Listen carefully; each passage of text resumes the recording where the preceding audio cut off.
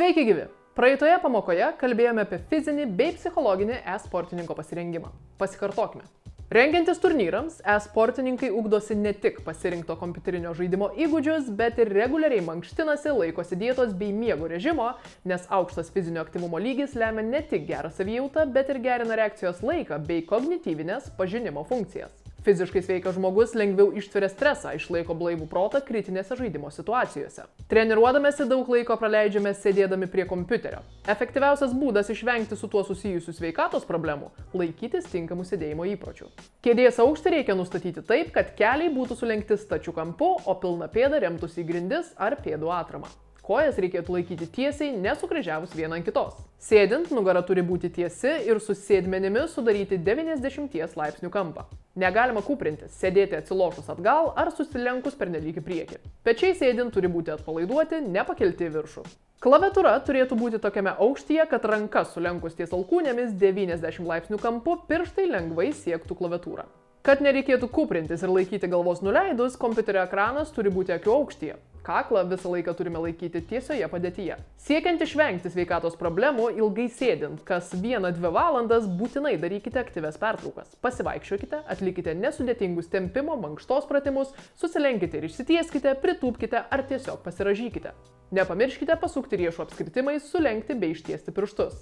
Po darbo prie kompiuterio ekranų nepamirškite atlikti ir akių mankštos. Taip pat labai svarbu tinkamo miego režimo laikymasis. Nepakankamas ar nereguliarus miegas mažina smegenų veiklos našumą kognityvinės veiklos reikalaujančiose užduotyse, kurioms priskiriamas ir žaidimas kompiuteriniais žaidimais. Daugumai 13-18 metų jaunuolių reikia 8-10 valandų miego per parą. Svarbu prieš miegą nors kelias valandas nežaisti kompiuterinių žaidimų. Jie aktyvina smegenų veiklą ir po to kurį laiką net ir baigus žaisti, protas vis dar dirba. Stenkitės eiti miegoti ir keltis visada panašiu metu, prieš miegą daug neprisivalgykite, bent 2 valandas prieš miegą, intensyviai nesportuokite. Iš anksto ruoškitės miegui, prigesinkite šviesas, nenaudokite televizoriaus ar mobiliojo telefono. Optimali miegui temperatūra 18-21 laipsnis. E-sportininkams rekomenduojamas mitybos racionas, kuriame yra daug baltymų turinčių produktų bei vaisių ir daržovių. Reikėtų vengti lengvai įsisavinamų angliavandenių šaltinių, tokių kaip saldainiai, cukrus ar gazuoti gėrimai. Saldintus gėrimus geriau tiesiog pakeisti vandeniu, kurio taip pat reikėtų išgerti pakankamai. Kaip ir kitiems sportininkams, įvairios žaidybinės situacijos e-sportininkui dažnai suteikia ne tik džiaugsmo, bet ir nerimo ar net pykčio. Profesionalūs e-sporto žaidėjai patiria ne mažiau streso negu besivaržantis kitose ekstremaliuose sporto šakose.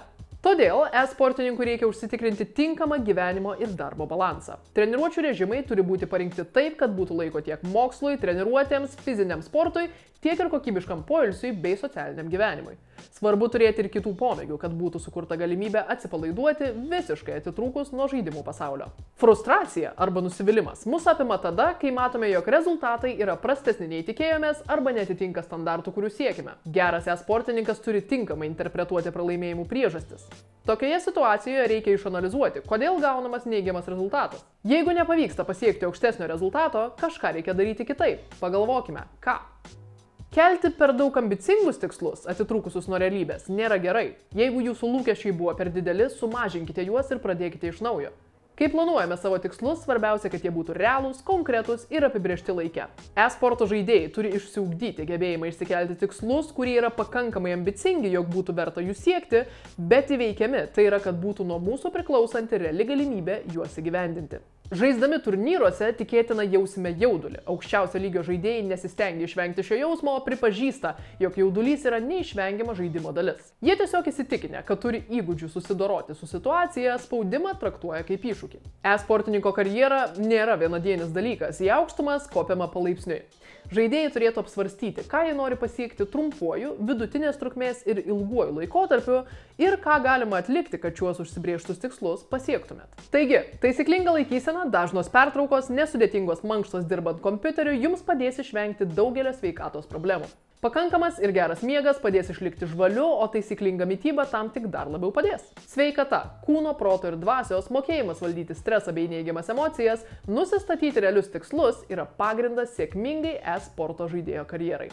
Būkite sveiki ir laimingi. Iki.